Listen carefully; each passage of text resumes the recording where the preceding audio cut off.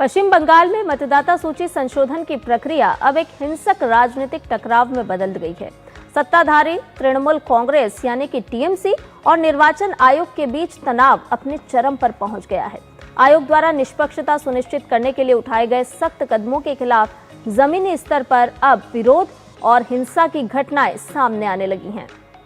दक्षिण 24 परगना के मोगराहाट में स्थिति तब बेकाबू हो गई जब विशेष पर्यवेक्षक और आईएएस अधिकारी सी मुरुगन निरीक्षण के लिए वहां पहुंचे। उनकी गाड़ी पर प्रदर्शनकारियों ने हिंसक हमला किया और दरवाजे का लॉक तक तोड़ दिया गया। इसे आयोग की निगरानी प्रक्रिया को बाधित करने और अधिकारी को डराने की कोशिश के रूप में देखा जा रहा है। हालांकि मुरुगन ने स्पष्ट किया है कि वे आयोग के सिपाही हैं और धमकियों से पीछे नहीं हटेंगे। चुनाव आयोग ने इस सुरक्षा चूक पर तत्काल विस्तृत रिपोर्ट तलब की है। और इतना ही नहीं, तनाव का दूसरा केंद्र हुगली का चिंसुरा रहा। आयोग ने प्रक्रिया को पारदर्शी बनाने के लिए बूथ लेवल एजेंट्स को संशोधन प्रक्रिया से बाहर कर दिया था और इस फैसले से नाराज स्थानीय विधायक आसित मजूमदार ने दादागिरी दिखाई और एसआईआर की सुनवाई रुकवा दी। इतना ही नहीं, ब्लॉक ऑफिस के गेट पर ताला जड़ दिया और इसके बाद जिला अधिकारी के हस्तक्षेप और आयोग की सख्ती के बाद ही ताला खुला और सुनवाई दोबारा शुरू हो सकी।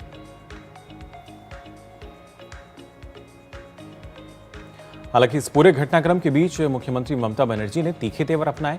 उन्होंने केंद्रीय एजेंसी और आयोग के कथित दबाव के खिलाफ अपनी नाराजगी जाहिर करते हुए कहा, अगर हम काट नहीं सकते तो फुफकार जरूर मार सकते हैं। उनका यह बयान संकेत देता है कि राज्य सरकार अब रक्षात्मक मुद्रा छोड़कर आक्रामक रुख अपनाने के लिए तैयार है। तो जाहिर तौर पर अगर देखा जाए, कई सवाल यहां पश्चिम बंगाल की ममता बनर्जी सरकार पर खड़े हो रहे हैं और इन्हीं की वजह से अगर देखा जाए, क्योंकि अलग अलग पहलू जो हैं वो निकल कर आ रहे हैं। हालांकि एसआईआर को लेकर लगातार जिस तरीके से अलग अलग स्थिति हमने देखी थी, वो अभी भी लगभग वैसी ही नजर आती है समय। बिल्कुल मुकुल, और लगातार हम देख रहे हैं कि अलग अलग चरणों में किस तरह से घटनाक्रम सामने आ रहे हैं। कभी कभी तो ऐसा भी लगता है कि एसआईआर की जो प्रक्रिया हो रही है तो वोट बैंक कहीं ना कहीं हिलता हुआ नजर आ रहा है टीएमसी को, और इसीलिए मुद्दे भी समय समय पर बदल रहे हैं। ये भी गौर करने वाली बात है। लेकिन कई और अहम मुद्दे हैं, उसके लिए सीधा रुख कर लेते हैं। सौरभ दत्ता का हमारे साथ जुड़ चुके हैं। सौरभ, सबसे पहले समझना चाहेंगे आपसे, आज के अगर दिन की बात हम करें, अमित शाह का आज बंगाल का दौरा है, कितना महत्वपूर्ण, क्योंकि ना सिर्फ हम देखेंगे कि बैठक भी होगी, किस तरीके से आज का जो दौरा है वो अहम माना जा रहा है? मुकुल जी, संध्या जी, देखिए, गृहमंत्री अमित शाह अभी कलकत्ता में है और ये बीजेपी के जो कार्यकर्ता है यहाँ के बंगाल के, उनके लिए काफी ये अहम एक दौरा है अमित शाह जी का, क्योंकि चुनाव सामने है और 2 दिन का बाद है और उसके बाद नया साल चला आएगा। नए साल के साथ ही चुनाव जोर शोर से और ज्यादा पकड़ लेगा यहाँ बंगाल में। तो जो कार्यकर्ता है, जो अपनी जो रणनीति है, उनकी दल की जो रणनीति है, पार्टी की जो रणनीति है, वो तय होगी कि किस तरह से किस किस मुद्दे पर आने वाले दिन में बीजेपी अपना कैंपेन को ले जाएंगे, वोटर्स के पास पहुंचेंगे, उसका रणनीति तय होगा। और उसके साथ ही साथ जिस तरह से एसआईआर को लेकर ममता बनर्जी की सरकार विरोध में है और कल जो घटना घटी वो अपने आप में एक खुलासा है कि किस तरह से ममता बनर्जी की पार्टी एकदम पूरी तरह से आक्रामक हो चुकी है। वो अब कोई कसर नहीं छोड़ रही है एसआईआर के विरोध में। तो ये सारी बातें भी यहाँ पे गृहमंत्री हैं। आज गणेश भारती भी, जो पश्चिम बंगाल की जो एसआईआर के जो यहाँ पे जो आधिकारिक है, रेस्पॉन्सिबल आधिकारिक है, भारप्राप्त आधिकारिक है, वो भी शहर में है।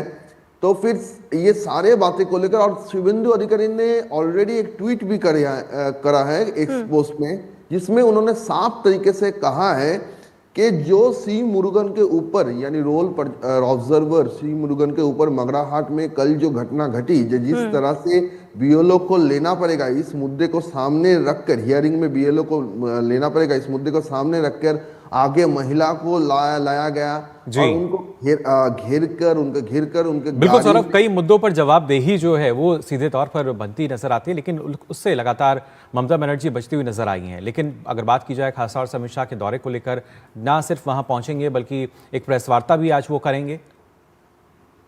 जी मुकुल जी, एक प्रेस मीट है और उस प्रेस मीट में और सामने स्पष्ट होगा कि गृह मंत्री अमित शाह बंगाल के लिए क्या सोच रहे हैं और बंगाल के लिए उनका वो क्या सोच रहे हैं, क्या कहना चाहते हैं, वो सारी बातें आज इस प्रेस मीट में साफ होगी। बिल्कुल सौरभ, यानी कि ये माना जाए कि बिहार के बाद अब बंगाल की बारी है और कहीं ना कहीं कमर कसती हुई पार्टी भी नजर आ रही है और किस तरह से संगठन को मजबूत किया जा सकता है इस बात पर भी जोर अब दिया जा रहा है कि आगे अब बंगाल किस तरह से जीतना है। लेकिन इस बीच हम एसआईआर की बात करते हैं। एसआईआर को लेकर के जिस तरह से टीएमसी अब रुख अपना रही है, तो कहीं ना कहीं पहले तो विरोध, धरने, प्रदर्शन, इस तरह की चीजें, तस्वीरें सामने आ रही थी, लेकिन अब आक्रामक हो गई है टीएमसी। इसको किस तरह से देख रहे हैं आप?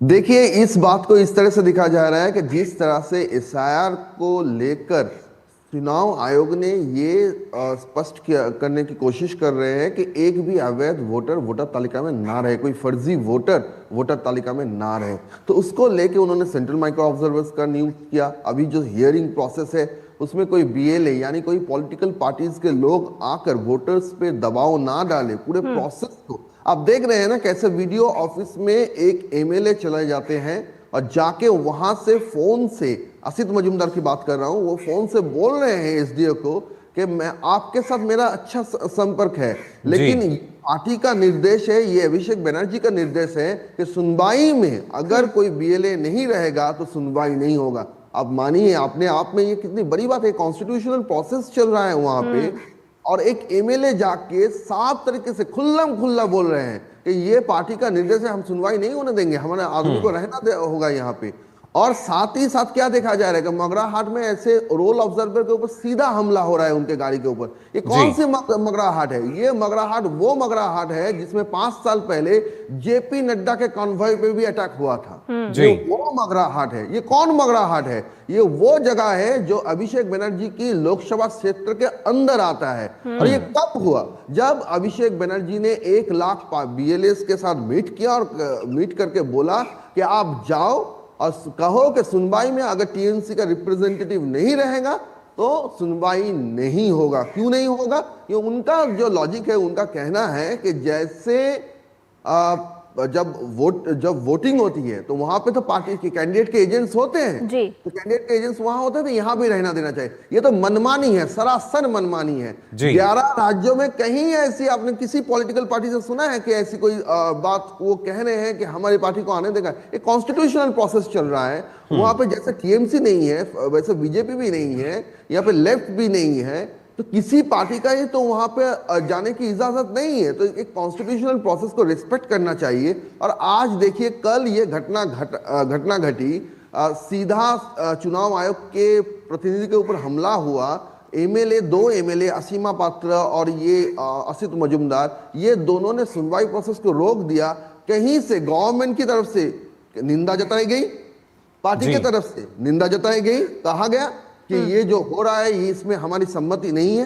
मतलब इसमें आपकी सम्मति है और है, इसलिए सीएम कल मन से बोल रही है हम काट नहीं सकते लेकिन काट तो जरूर कर सकते। सौरभ, यानी एक सोची समझी साजिश के तहत तमाम जो स्थिति हमें देखने को मिल रही है वो की जा रही है, क्योंकि इससे पहले भी कई बार हुआ है, कहा कुछ और जाता है, होता कुछ और उसके बाद हम कह सकते हैं कि इस तरह के जो बयान है वो सामने आते हैं।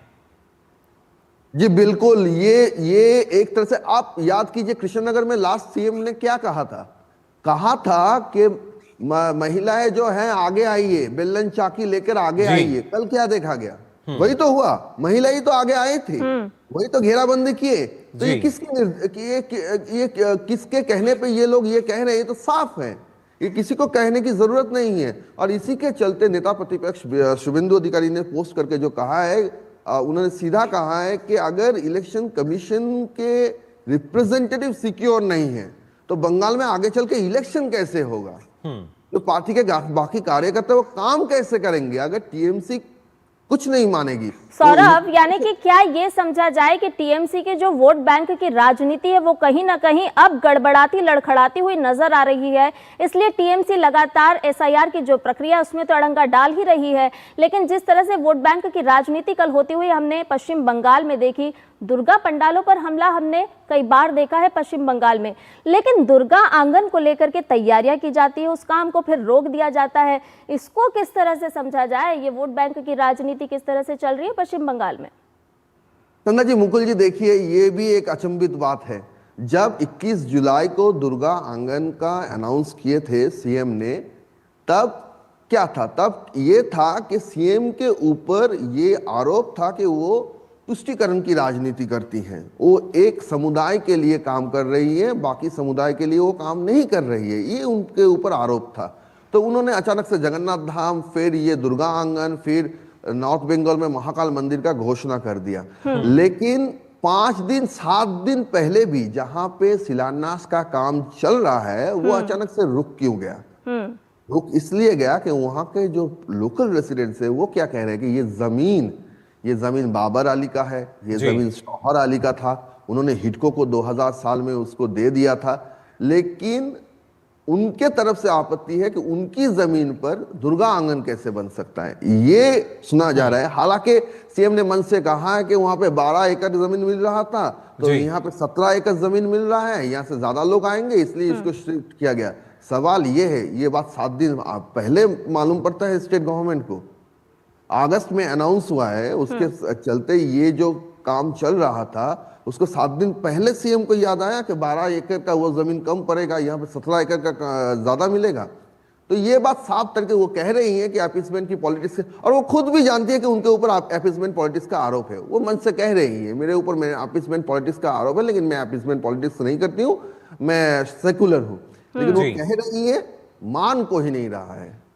बिल्कुल, सिर्फ जो कहती हैं, लेकिन होता कुछ और है, क्योंकि इससे पहले हमने देखा था जिस तरीके से पश्चिम बंगाल में बाबरी विवाद निकल कर आया था। अगर कोशिश होती तो शायद उसको भी रोका जा सकता था, लेकिन कतई वहाँ पर स्थिति जो है वो ऐसी नज़र नहीं आई। और अब दुर्गा आंगन की भी अगर बात की जाए तो यहाँ भी पीछे हटती नज़र आ रही हैं, और सीधे सीधे ना सिर्फ तुष्टीकरण की राजनीति बल्कि वोट बैंक की राजनीति के चलते किस तरह के हालात हैं और किस तरह का एक स्तर कितना शायद नीचे गिर सकता है, वो यहाँ फिलहाल देखने को मिल रहा है। बहुत बहुत शुक्रिया सौरभ दत्ता आपका हमारे साथ जुड़ने के लिए। तो खासतौर से संध्या